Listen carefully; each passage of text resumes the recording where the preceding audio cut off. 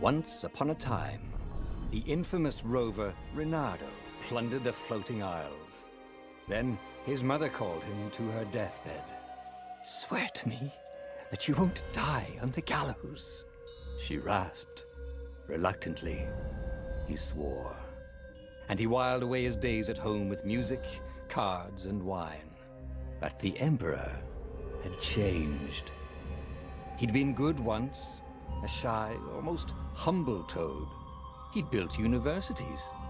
Then people started whispering about mass graves in the woods, midnight rituals, victims screaming.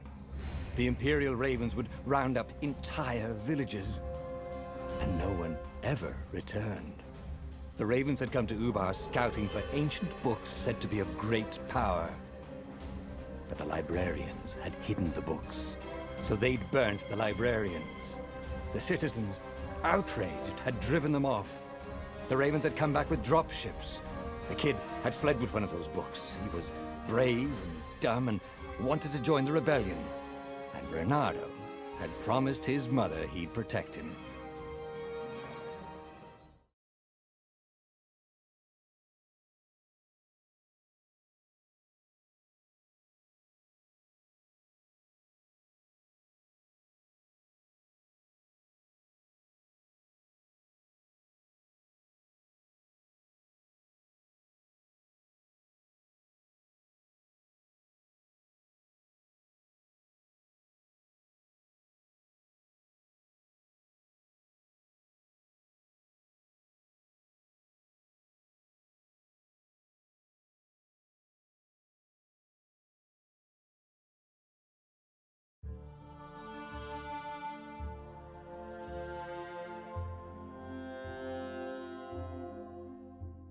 The kid was looking down, watching his city burn.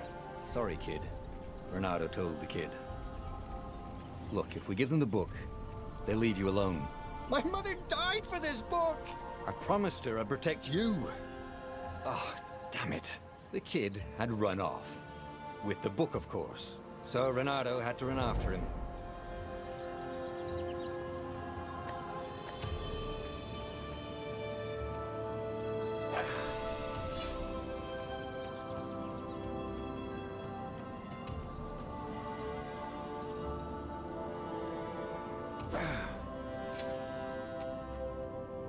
The two Ravens were staring at the kid like he was their dinner, which probably was what was in their tiny brains. "Hey," Reynardo said. They cocked their heads at him. "Pick on someone as ugly as you." Wait, that didn't come out right. For the Emperor! The Ravens cawed and rushed at him.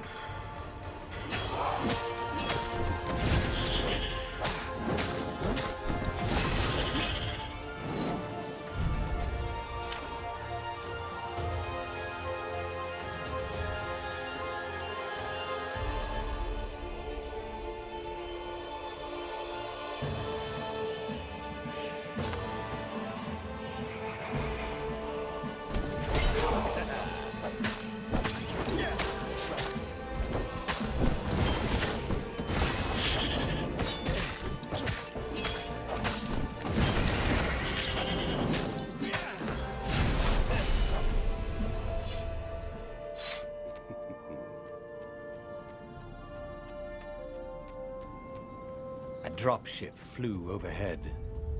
He hoped they hadn't noticed him. The kid.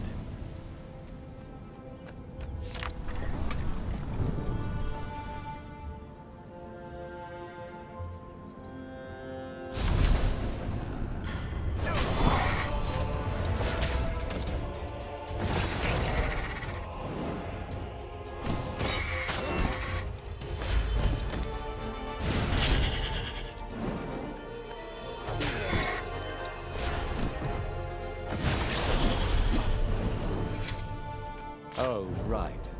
The Gate of Heroes. Someone's idea of a joke, making the Skyship Docks a gated community. You needed a hero's sword to open it. And the kid was on the other side of the gate. Who let you through? Promise me you'll take the book to the rebels, or I'm gonna steal your ship. I'm not taking that damn book anywhere. and neither are you. Try and stop me, laughed the kid.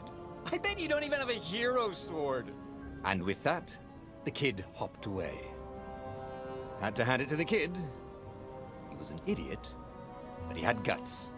Where was Reynardo going to get a hero sword?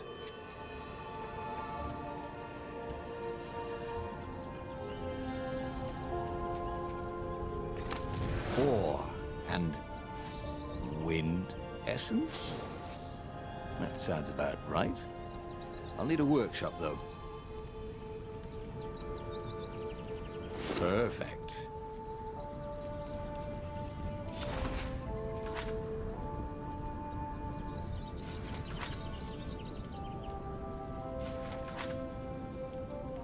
Hero Sword.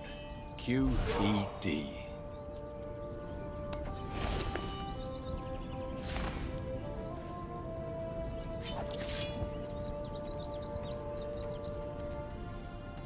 This is what he got for settling down and finding people to care about. The kid's mum had been a swell cook, and she'd laughed at Reynardo's jokes, even when he didn't know he'd made one. And then the ravens had come to burn her. And she'd made him promise to protect the kid. But she never told him where the book was, just the kid. He came up to a ledge. It was too far to jump. There'd been a bridge here before, hadn't there? And there was Peter, giggling at him. "How'd you get across?" he asked the kid. "Where'd you find a hook?" "I hopped," said the kid. Wise-ass kid. "Hey, look out behind you!" "Cute," said Reynardo. Oh, ravens.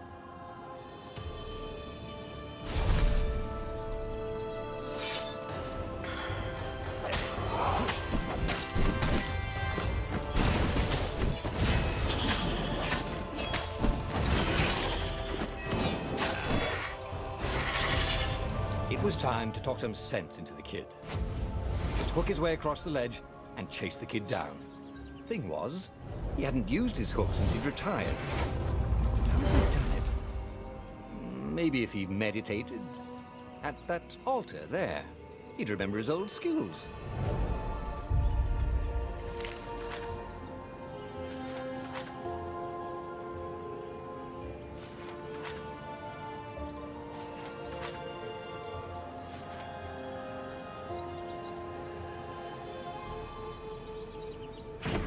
Starting to come back to him.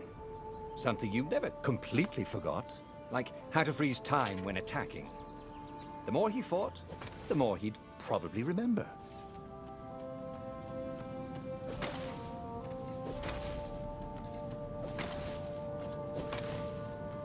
And there was the Farfarer. She was the fastest ship he'd ever known. She could do the Kestra run in 12 furlongs. Oh, so the salesman had told him. And something told him the kid was about to walk into an ambush. "Stop!" he shouted. "I'm not giving you the book!" shouted the kid, and took off. "No! Peter!" But the kid ran for it, and a goggler nailed him with its ivy.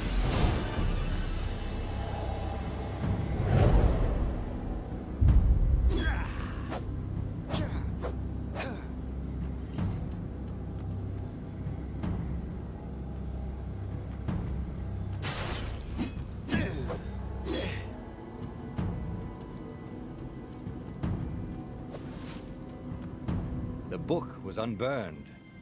Next to it were the buckles from the kid's shoes, and a kid-sized pile of ashes. Damn it. Why hadn't he lied and told the kid he'd take the book to the rebels? The kid would be alive now. Really pissed off and betrayed, but alive. Oh, damn it. Reynardo picked up the book. He couldn't let the Empire have it now. He was going to have to get it out of there. He'd be a wanted man. Probably have to join the rebellion just to have a place to dock. Well, he'd hated home life anyway.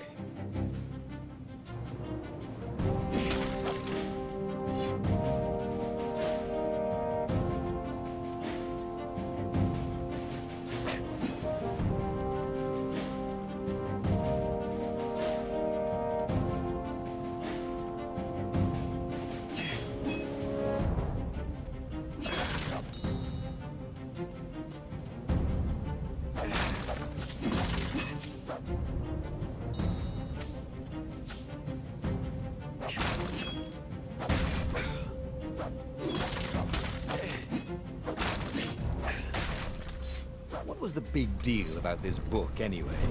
Maybe he should open it and find out. All that had been years ago. How many? The war was a blur, and now 3 Raven scout ships were chasing him. Where are you running, rebel? Cawed the Raven captain over the loudhailer.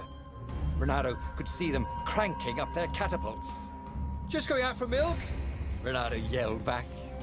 Where can you run? Laughed the Raven horribly. Far behind him, another city was burning. The dark cloud above its island was thousands of Imperial ships. The fleet was doing a thorough job. Take us to the rebel base, and we'll spare your life. It cawed. The entire jury-rigged rebel fleet was only a few islands to the east. Beyond that were only the pillars of heaven, a sea of endless blood-colored tornadoes. The rebellion was out of time, unless Renato could bring a game-changer.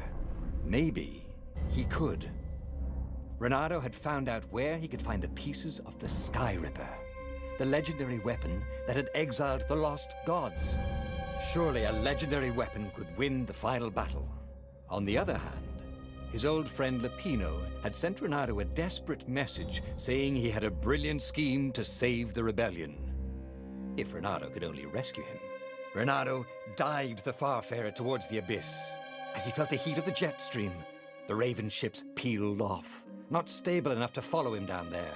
Now it was time to choose. Lapino or the Sky Ripper?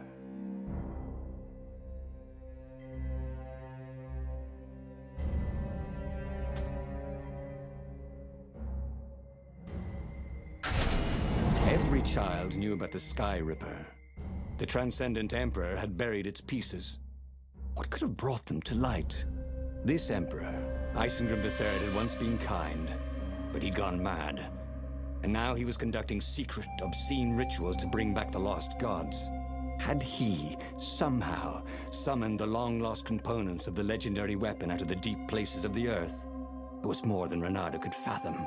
But if he could find a legendary weapon, he would use it.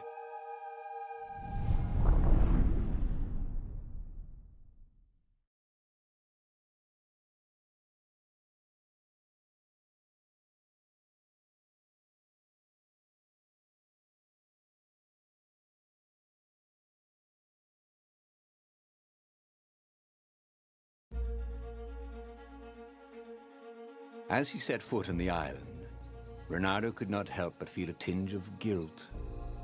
He'd left Lapino behind.